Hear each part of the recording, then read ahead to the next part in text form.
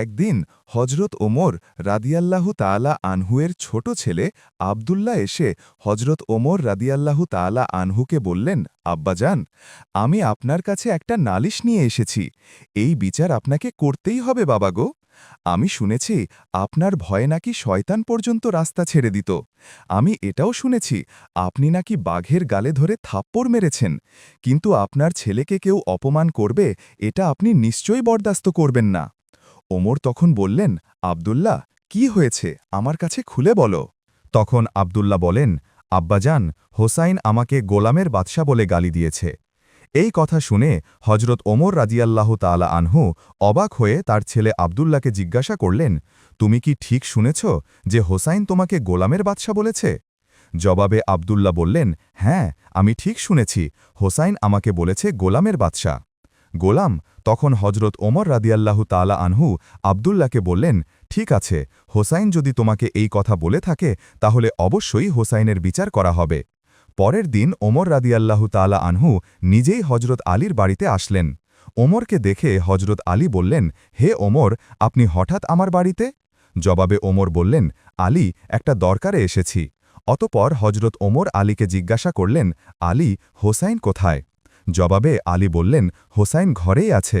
ওমর, হোসাইনকে কি দরকার বলেন তো?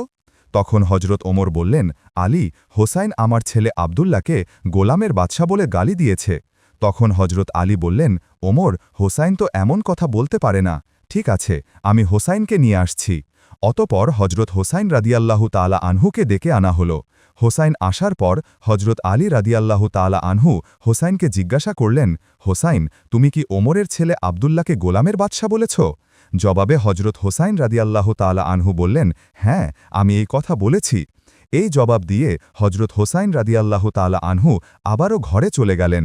এবার হজরত ওমর আলীকে বললেন, আলী, আমি এটার সঠিক বিচার করতে চাই। তখন আলী বললেন, ওমর, বাদশাদের ব্যাপার এটা বাদ দিলে হয় না। তখন হজরত ওমর বললেন, আলী, ব্যাপারটা যদি বাদ দেওয়ার মতো হতো তাহলে অবশ্যই বাদ দিতাম। আলী, আগামী শুক্রবার জুম্মার নামাজের পর মসজিদ নববীতে হোসাইনের বিচার হবে, আপনি হোসাইনকে নিয়ে আসবেন। এই বলে হজরত ওমর চলে গেলেন।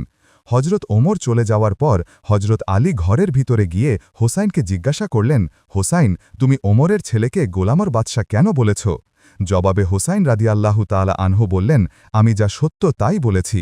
অতপর শুক্রবার দিন মসজিদে নববীর মধ্যে সমস্ত সাহাবীরা এবং মুসল্লিরা জমায়েত হল।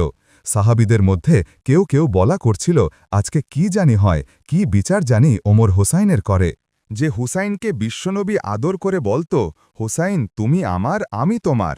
তোমাকে যে ভালোবাসবে সে যেন আমি রাসূলকেই ভালোবাসল, আর তোমাকে যে কষ্ট দেবে সে যেন আমি রাসূলকেই কষ্ট দিল। সে হোসাইনের কি বিচার জানি? আজকে হয় জুম্মার নামাজ শেষে কিছু সাহাবীরা হজরত ওমরকে গিয়ে অনুরোধ করে বললেন, হে আমিরুল মুমিনিন, আপনি তো জানেন বিশ্বনবী হোসাইনকে কতটা ভালোবাসতেন, হোসাইনের বিচারটা বাদ দিয়ে দিলে কি হয় না? তখন হজরত ওমর রাদিয়াল্লাহু তাআলা আনহু বললেন, হে সাহাবীরা, তোমরা যা জানো আমিও তা জানি, কিন্তু কাল হাসরের ময়দানে আল্লাহ রব্বুল আলামিন যদি আমাকে এই বিচারের জন্য কাঠগড়ায় বার করায়, তখন যদি আমি অপরাধী হয়ে যাই, তাহলে সেদিন তোমরা পারবে কি আমাকে রক্ষা করতে? হজরত ওমরের মুখে এমন কথা শুনে সমস্ত সাহাবীরা নিশ্চুপ হয়ে যায়।